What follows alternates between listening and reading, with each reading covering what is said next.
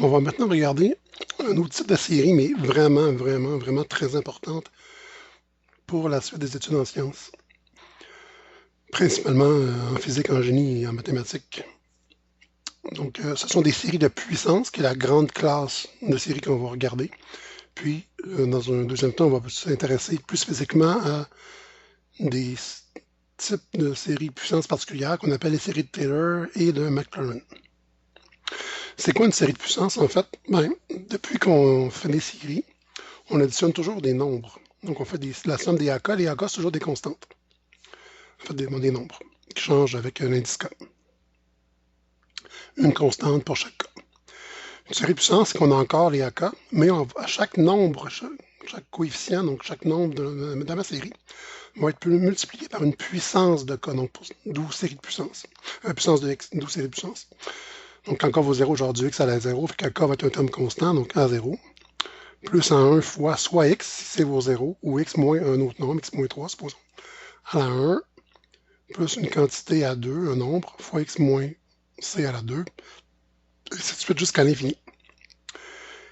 Quand le C vaut 0, on parle d'une série entière. On peut savoir si ces séries-là convergent ou non en appliquant le test qui est ici, qui ressemble beaucoup au critère d'Alembert. Puis, puisqu'on a une valeur de X, la convergence va dépendre du X où on va vouloir évaluer la série. Puis ça, on appelle ça le rayon de convergence. Donc, on le calcule avec l'inverse de la valeur de la limite qu'on a trouvée plus tôt. Puis, il faut regarder ce qui se passe aux bornes. Donc, tout ça ici ne fera pas partie du cours qu'on va au niveau collégial. Donc, ça se peut que ça revienne plutôt à l'université, mais en général, dans la plupart des cours que vous allez avoir, on va vous donner même les rayons de convergence des séries. Puis, les séries avec lesquelles on va vraiment travailler, avec lesquelles on va faire des exemples, vont converger pour tout X dans les réels. Il n'y aura pas de problème. On n'aura pas à se casser la tête sur les valeurs de convergence. Juste avant qu'on aille plus spécifiquement dans les séries de Taylor ou Maclaurin, Maclaurin est un cas particulier de Taylor, pour tout type de série puissance, il y a deux choses très importantes qu'on peut faire, c'est les dériver et les intégrer terme à terme. Donc on peut intégrer ou dériver une série puissance. Puis évidemment, une série de puissance, c'est une fonction parce que j'additionne des puissances de x. C'est comme un polynôme infini. Donc j'ai mon f de x égale ma série de puissance. Si je veux la dériver, ben, je fais la dérivée de chacun de mes termes. Donc si ma série c'est ak fois x à la k, n'oubliez pas que c'est une constante. La dérivée, ça va être k fois ak x à la k moins 1, ce qu'on a ici.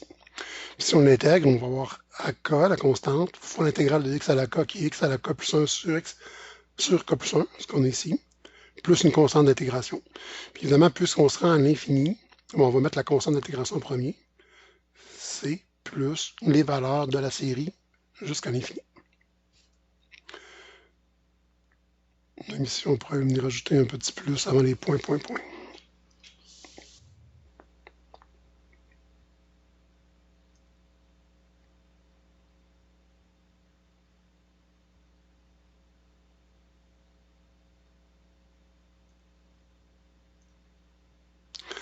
OK.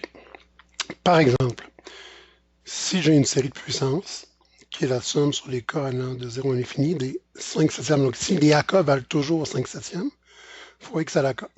Donc j'ai 5 septièmes fois x à la 0 qui est 1, plus 5 septièmes fois x à la 1 qui est 5 septièmes x, plus 5 septièmes x2, x3, x4, ainsi de suite. Si je veux dériver cette fonction-là, donc dériver la série de puissance, tout ce que j'ai à faire, c'est dériver terme à terme.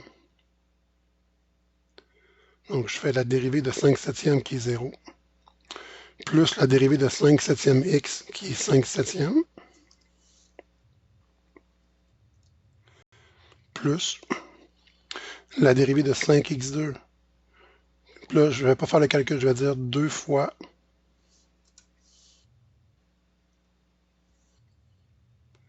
5 septièmes fois x à la 1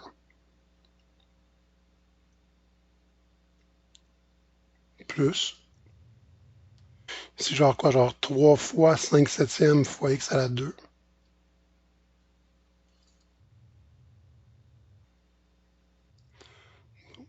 3 fois 5 septièmes fois x à la 2.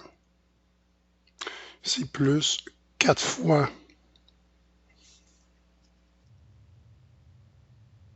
5 septièmes fois x à la 3.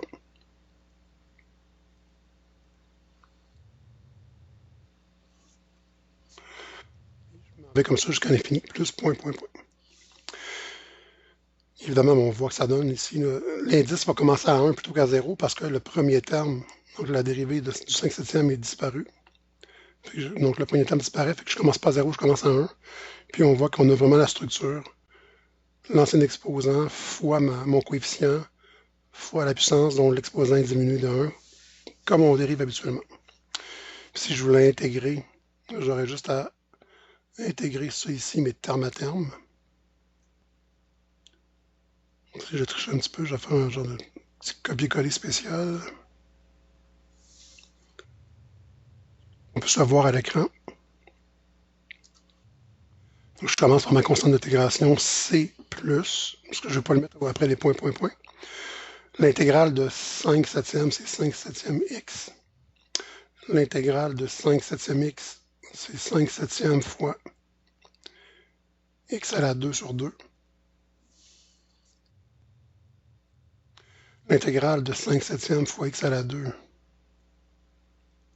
c'est 5 septièmes fois x à la 3 sur 3. L'intégrale de 5 septièmes x à la 3, 5 septièmes x à la 4 sur 4. L'intégrale de 5 septièmes x à la 4, 5 septièmes x à la 5.